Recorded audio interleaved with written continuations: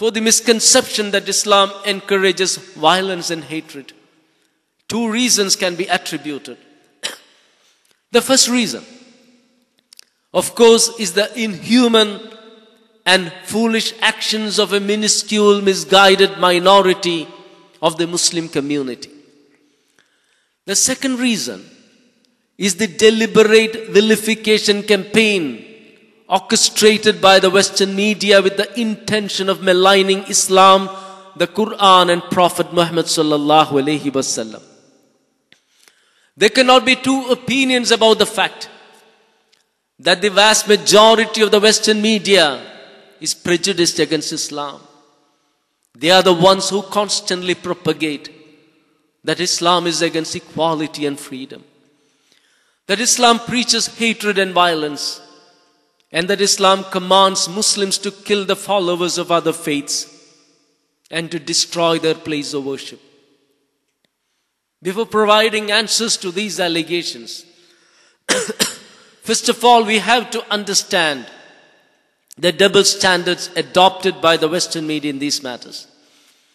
The very same people who call Iran, Iraq, Libya and other Muslim populated countries as terrorist states refuse to label the United States of America as the #1 terrorist nation for creating the darkest day in human history by dropping atom bombs in Hiroshima and Nagasaki, killing thousands of innocent people, destroying their cities, and causing torment and agony to the lives of generations of people in those places.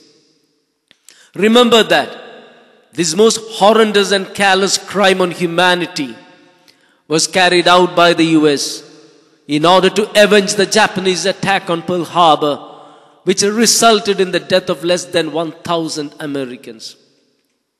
The attack was carried on unsuspecting people who never even had heard about the attack on Pearl Harbor in wildest dreams. Yet the Western media often projects the US as a sentinel of world peace.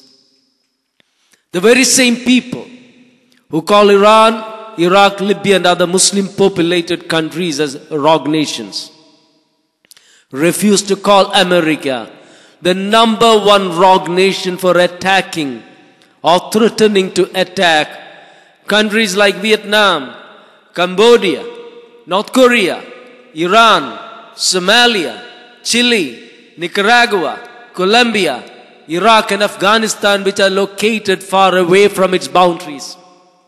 And that too, when America has nothing to fear from its only neighbors like Canada and Mexico. The very same people who criticize that Islam is against democracy refuses to criticize the US for supporting Israel and also those military generals and totalitarian rulers who suppresses the basic democratic rights and liberties of people in many countries of Asia, Africa and Latin America.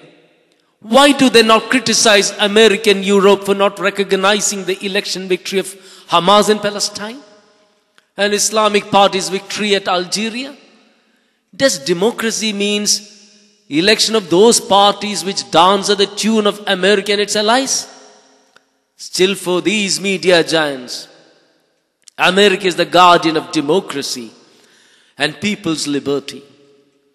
The very same people who charge that Islam is against human rights refuse to criticize the US for endorsing the brutalities unleashed by the Israel regime against the hapless Palestinians, for holding so many Muslims without trial in the prisons in the US, for CIA's interrogation cells and its secret detention centers outside the US.